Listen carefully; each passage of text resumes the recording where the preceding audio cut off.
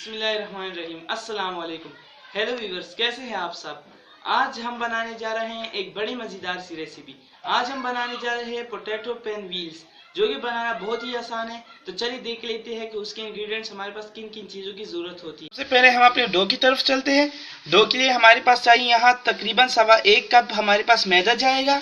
Spices की तरफ चलते हैं। हमारे पास काली मिर्च हाफ टी स्पून, लाल मिर्च हाफ टी स्पून, नमक हाफ टी स्पून, और यहाँ पे जो है खुश्क दूध है हमारे पास, ये 1 टेबल स्पून हमारा यूज़ होगा। इसके अलावा हमारे पास नीम गर्म पानी, जिसमें हमने 1 टीस्पून जो है चीनी मिक्स कर ली है, और इसके अलावा हमारे पास ईस्ट जाएगा खमीर 1 टीस्पून। चलिए बनाना शुरू करते हैं। तो शुरू करते हैं। सबसे पहले हम अपने जो पानी है, हमारा नीम गर्म पानी है, ये इतना गर्म होना चाहिए कि इसमें आप अपनी उंगली रख सके। इसमें हमने 1 चम्मच जो है चीनी मिक्स की है, और ये 1 टीस्पून हमारे इसमें खमीर या ईस्ट जाएगा। इसको अच्छी तरह हम मिक्स कर लेंगे। ये हमने जो है अच्छी तरह मिक्स कर लिया, और तकरीबन 5 से 6 मिनट के लिए इसे हम ऐसे ही छोड़ देंगे। अब अपने डो की तरफ चलते हैं। सबसे पहले हमने यहाँ पर मैदा मिलाना है। ये हमारे इसमें मैदा जाएगा, ये हमारे इसमें मैदा गया। उसके बाद तमाम इसमें जो स्पाइसेस है और जो हमारा खुश्क दूध है वो इसमें जाएगा। इस तरह सब चीज़ें इसमें मिक्स हम मिला देंगे।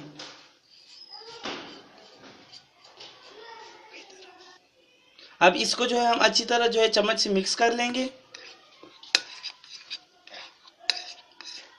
अच्छी तरह हम इसे मिक्स करने के बाद जो है इसमें हम ये जो हमारा खमीर है, इसे 10 मिनट तकरीबन हो चुके हैं। 5 से 6 मिनट या 10 मिनट से हो चुके हैं। मैंने इसको 10 मिनट के लिए भिगो के रखा था। अब इसको हम अपने आटे में मिक्स कर देंगे और अच्छी तरह मिक्स कर लेंगे। अब इसमें जो है हमारा हस्बे ज़रूरत दूध जाएगा। आपने आराम से थोड़ा थोड़ा करके दूध मिलाना है और इसे अच्छी तरह मिक्स करना है, जब तक कि आपका एक अच्छा सा आटा ना बन जाए, रोटियां बनाने वाला आटा। ये जो है हमने बेकिंग पाउडर लिया है। मेरे ख्याल से हमें थोड़ा सा जो है तकरीबन half tea spoon baking powder add करना चाहिए, ताकि हमारे जो पेन व्हील्स है वो बहुत ही सॉफ्ट और बहुत ही मज़े के बने। ये हमारे जो है तकरीबन हाफ टी स्पून है इसमें बेकिंग पाउडर गया। अब इसके बाद हम इसे एक अच्छा सा आटा तैयार कर लेंगे। अब हमने एक अच्छा सा आटा, ये देख लीजिए, गूंद लिया। अब इसमें जो है हमने तकरीबन 2 टीस्पून जो है या 2 टेबल स्पून जो है इसमें हम ऑयल मिलाएंगे। हमारा ऑयल अच्छी तरह मिक्स हो गया और हमारा जो है जो डो है वो बिल्कुल इस तरह ये देखिए तैयार हो चुका है। अब इसको हम जो है प्लेट या किसी चीज़ से ढक के तकरीबन आधे घंटे के लिए रख देंगे। टॉपिंग या इंग्रेडिएंट्स नोट कर लेते हैं। सबसे पहले तो आपने 3 आलू लिए हैं दरमियाने साइज़ के, जिनको हमने बॉईल कर लिया। उसके बाद 1 छोटा प्याज, 1 छोटा टमाटर चॉप किया हुआ। इसके अलावा एक जो है हमारे पास हरी मिर्च जाएगी। उसके अलावा जो है धनिया और पुदीना हमारे पास जाएगा, जिसको हमने चॉप कर लिया।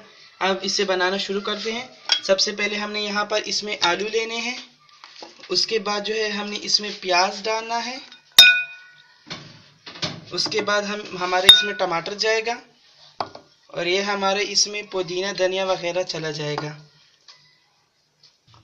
1/4 टीस्पून हमारा इसमें नमक जाएगा। 1/4 टीस्पून हमारे इसमें लाल मिर्च जाएगा, और ये तकरीबन हाफ टी स्पून से थोड़ा ज़्यादा हमारा चाट मसाला इसमें जाएगा। अब हम इस तमाम चीज़ों को जो है इस तरह हाथ से अच्छी तरह मसल लेंगे।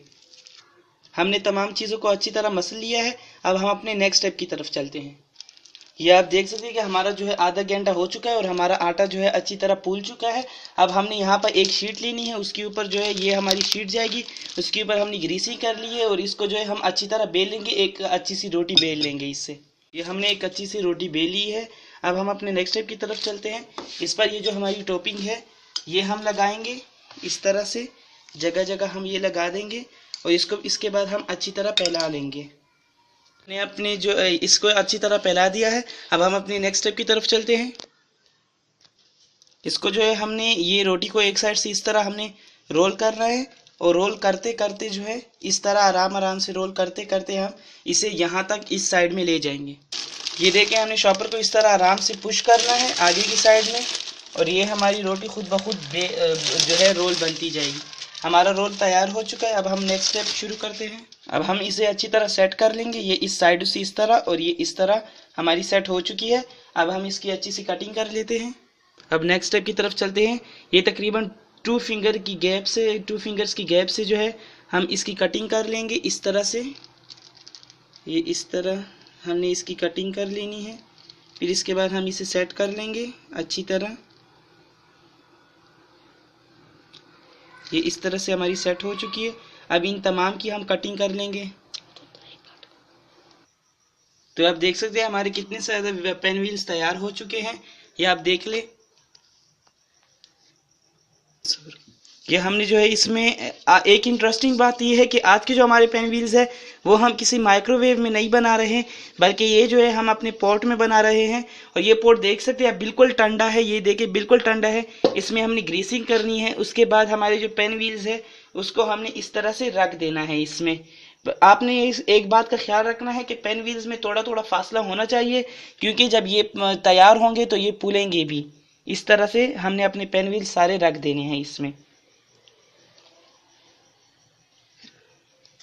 हमने अपने पोर्ट को जो है गैस के ऊपर रख दिया है और फ्लेम हमने बिल्कुल स्लो कर देना है। ये आप देख सकते हैं फ्लेम बिल्कुल जो है इतना स्लो हमारा होना चाहिए, बिल्कुल हल्की आंच होनी चाहिए।